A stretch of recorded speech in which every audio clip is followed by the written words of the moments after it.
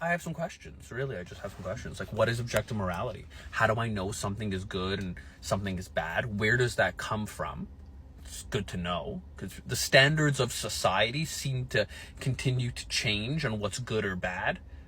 And I think you guys know what I'm talking about. We don't really know what's good or bad. We're just trying to figure it out. But how do we know? Is it society standards? Is there an objective morality? And if there's an objective morality, is there a God?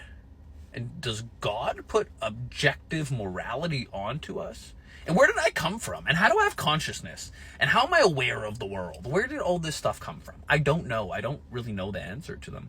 But what I want to do is I want to discover what other people have said about these topics. So what I'm going to do is I'm going to read a couple, just hold on to this thing, but what I'm going to do, I'm going to read a couple books. I want to read like all the religious texts and maybe meditations or some philosophy books and try to get to the bottom of it. Can you get to the bottom of it, or is it just is there a bottom? Is there an objective truth? Is there a reality? But let's see. What I'm going to do, first thing I'm going to do is I'm going to read one of these books. So I'm going to read, this is the New Oxford Annotated Bible. Good thing about these books, and the second one is called The Clear Quran. It has bookmarks, but they're not my bookmarks. So I'm going to take them out. It's not my book, but borrowing it. And I want to read both. And I want to figure out if there's objective morality and like what are the similarities and differences. The way I look at these religions or belief systems is they're so similar to one another, but for some reason they're not. And I don't really know much about these religions. I'm just like some guy from Canada trying to figure it out. So I think it'd be a good idea. So what I'm going to do is I'm going to decide which book I'm going to read first.